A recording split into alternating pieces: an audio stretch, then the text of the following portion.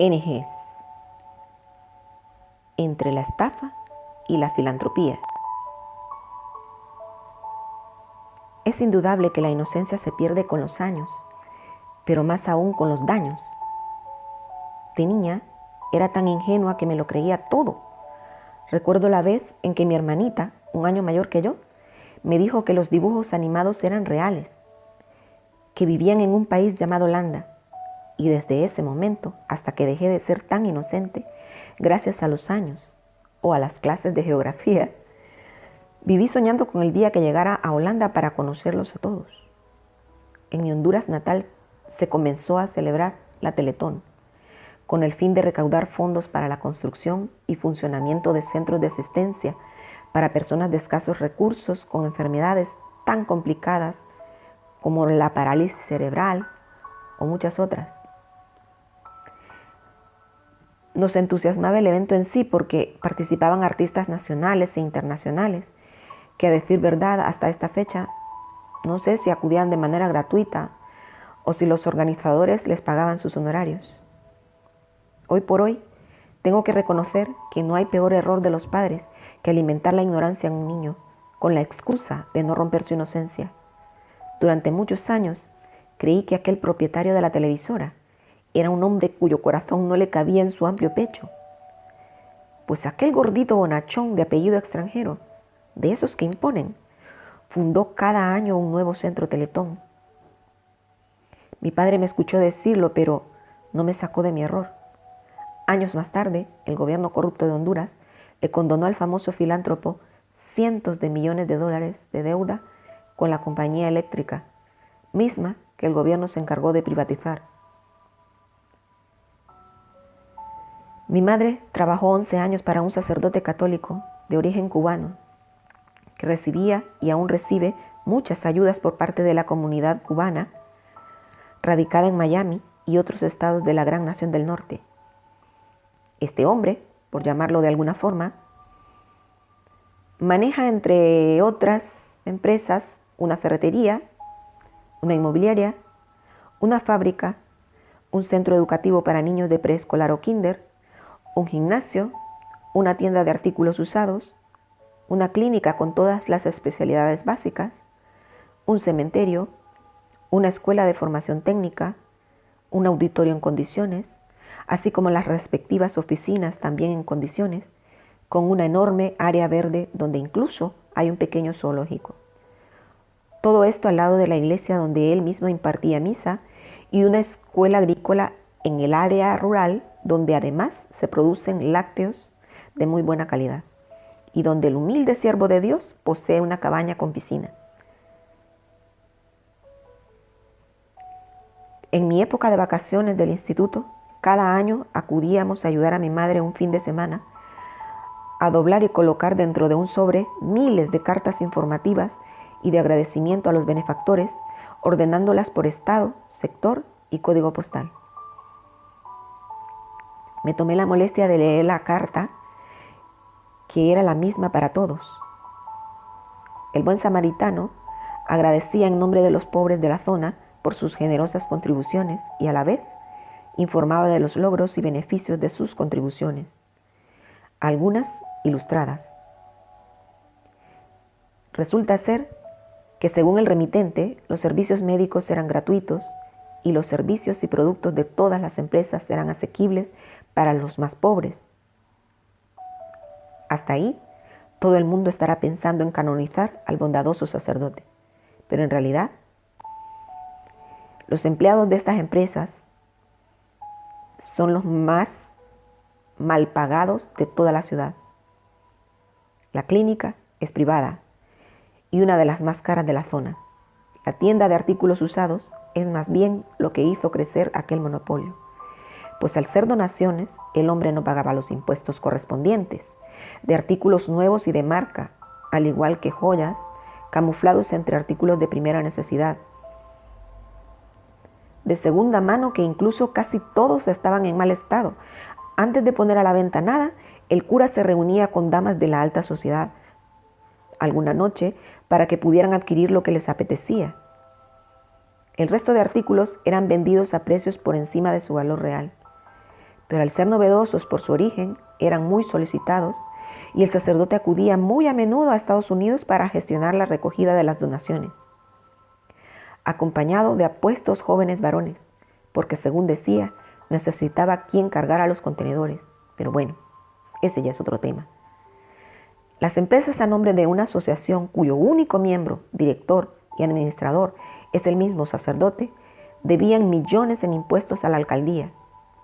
Y para mi decepción, el alcalde que vi surgir de las entrañas de la gente humilde aceptó en pago unos terrenos que se disputaban el sacerdote con un grupo de campesinos, que el podrido sistema judicial adjudicó al cura, no sé por cuántas monedas de plata. Existen en Centroamérica escuelas privadas pertenecientes a iglesias evangélicas que han abandonado su cometido de predicar el Evangelio de Jesucristo para dedicarse al lucrativo negocio de la educación bilingüe privada, en lugar de construir hospitales o comedores para los pobres. Y los padrinos de los niños ignoran que los regalos navideños o de cumpleaños de sus ahijados nunca llegan a sus manos, pues los maestros se encargan de dar el cambiazo.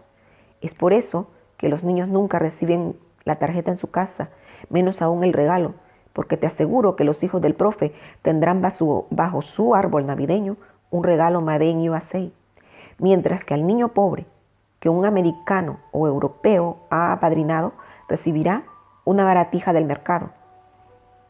Si usted forma parte de estas asociaciones, implíquese. Hasta hoy solo he conocido a un niño cuyos padrinos se tomaron la molestia de ir a conocer y entregarle en sus manos los regalos y ayudas. Durante unos años en España, me congregué en una iglesia evangélica, misma que un día decidió fundar una ONG con casas de acogida para personas con distintas adicciones en situación de riesgo. Yo estaba entusiasmada con la idea. No estaba muy informada, pero por lo poco que nos informaron los fundadores, el Estado nos proveería para la manutención de las mismas. Incluso era la oportunidad para algunos de nosotros de acceder a un empleo digno y de paso hacer el bien. Un día me uní a ellos para salir a recaudar fondos. Las dos personas que habían estado realizando esta actividad llevaban un carnet identificatorio que, según ellos, nos autorizaba por el gobierno autonómico para realizar tal actividad, pero desde que nos reunimos, ambos se mostraron muy nerviosos, cambiaron el destino y la hora de salida.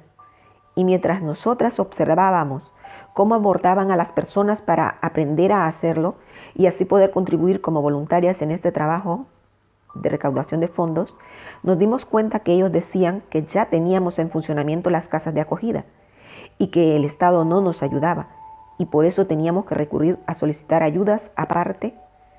Al ver a un policía se ocultaron, disimulando para que la gente no se diera cuenta que estábamos pidiendo dinero.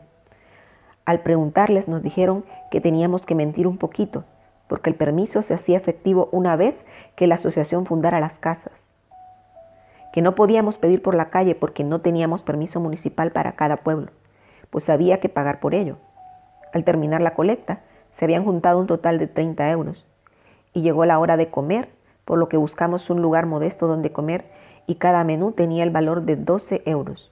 Nosotras, las voluntarias, pagamos nuestra comida y los dos fundadores pagaron su comida del dinero de la colecta, por lo que ese día no se ingresó nada a la cuenta de la ONG. Con 1000 excusas nos impidieron volver con ellos. Luego me vi en medio de discusiones entre estos dos personajes y uno de ellos, cansado de recibir gritos y regaños por parte del otro, me soltó sin más que ellos recaudaban 300 euros limpios diarios.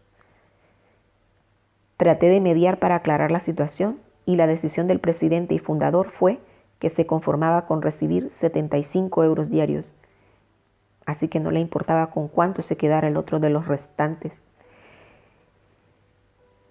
recaudados, por lo que al estar infringiendo la ley y los principios cristianos básicos, inmediatamente dejé de formar parte de aquella vergonzosa trama. Aunque la definición de ONG es siglas de organización no gubernamental sin ánimo de lucro que realiza actividades de interés social, los bondadosos fundadores y administradores acaban amasando inmensas fortunas exentas de impuestos y pasan a ser celebridades conocidas por su amor y entrega a sus semejantes. Aunque no solo existen las ONGs para brindar ayuda al necesitado, puesto que ahora han cobrado auge aquellas que defienden los derechos de los animales y acaban por convertir a los animales en verdaderos ídolos mimados por estos, mismos que no son capaces de tender la mano a uno de sus semejantes, con la excusa de que los humanos somos malagradecidos, por lo cual entiendo que lo que buscan es gratitud y recompensa. Están también las ONG de protección al ambiente, los derechos de la mujer, los derechos humanos, etc. Pero repito, por lo que a mí respecta, no son más que estrategias para volverse ricos.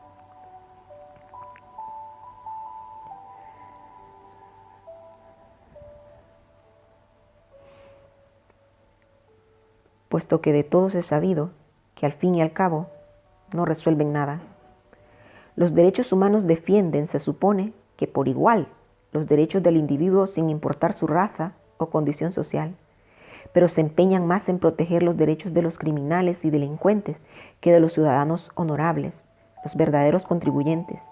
En resumidas cuentas, el contribuyente paga la protección y blindaje de quien viola sus derechos humanos, arrebatándole sus pertenencias y hasta la vida.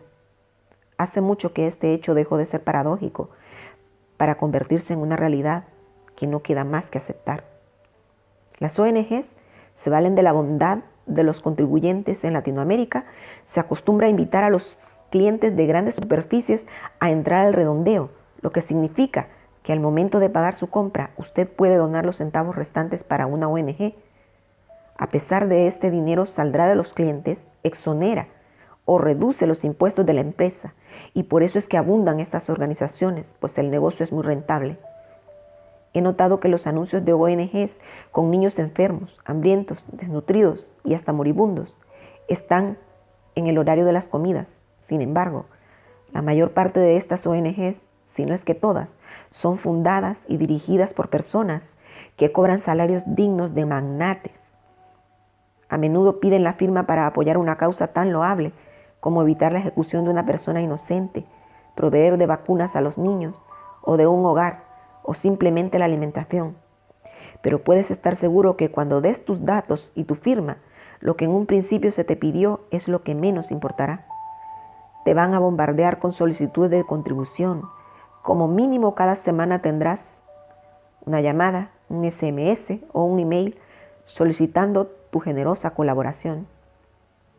Es ahí cuando me pregunto, ¿cuántos empleados hacen falta para realizar estos trabajos de oficina? ¿Cuál es su salario, su horario? ¿Cuál es la cifra que se recauda cada mes? ¿Y cuánto realmente se destina al propósito de ayudar a los que realmente lo necesitan? Les aseguro que es más sensato ayudar al prójimo directamente. Si conoces a alguien que hoy no tiene nada para llevarse a la boca o no puede pagar sus medicinas, lo poco que puedas darle será una gran ayuda. Así te evitas intermediarios. La mayor parte de las donaciones provienen del extranjero, por lo cual es completamente imposible que los donantes puedan cerciorarse que sus donativos llegan al destino que se supone deben tener. Por lo cual, les invito a informarse y asegurarse que sus donativos no son utilizados para pagar salarios estratosféricos de los empleados o directivos, y menos aún para pagar los impuestos de millonarios que encontraron la gallina de los huevos de oro y no tienen ni que alimentar la gallina. Tan solo tienen que mostrarle las fotos o vídeos de cientos de pollitos que no pasarán hambre al menos este día gracias a su bondadoso corazón. En todos los países existen necesidades. Pienso que lo más correcto es empezar a saciar el hambre de los nuestros para luego ayudar al vecino. Y una vez que todos estemos saciados, entonces podremos alimentar a aquellos que a lo lejos piden ayuda. He mencionado estos casos porque los he conocido de manera directa. No sé si todas las ONG son iguales. Espero que no, pero hasta hoy puedo desmentir unas cuantas que operan en Latinoamérica. He visto sus campañas de publicidad en las que mienten descaradamente, pero nadie se atreve a desmentirlos. Algunos por temor, otros por interés y otros porque sencillamente les da igual. Y no quiero olvidarme de un punto muy importante, y es el trato que los directivos de estas asociaciones dan a los que se suponen deben beneficiar. pues los tratan como a simples limosneros holgazanes que tienen lo que se merecen, y peor aún, como si la poca ayuda que llega a ellos saliera de los bolsillos de estos mismos que se benefician con cobrar salarios que rayan en la vulgaridad, en países donde el hambre y la miseria son la única constante.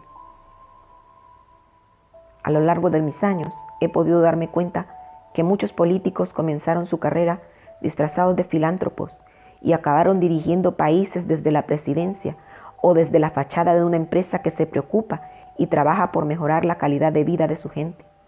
A veces son titiriteros de gobiernos corruptos que usan las ONGs para blanquear dinero y comprar conciencias.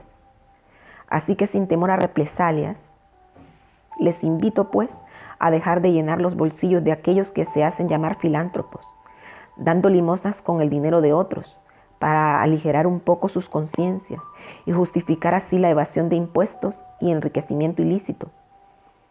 Esos caritativos que por si acaso existe el cielo, hacen puntos con el de arriba, pero por si acaso existe el infierno, acumulan para pagar una suite de lujo a Lucifer. Y para terminar quiero recordar el trozo del muy conocido programa del Chavo, en donde un ingreído profesor Girafales se jactaba de ser filántropo y un ignorante don Ramón preguntaba: «Ah, caray, ¿y eso qué es?». A lo que el profesor, sin abandonar su arrogancia, respondió: «Un hombre que ama a los hombres». A lo que un descolocado don Ramón aclaró: «En mi pueblo les llamamos de otra manera». Y como dije, sin temor a represalias, por aquello de macho que respinga, chimadura tiene. Esta boca es mía.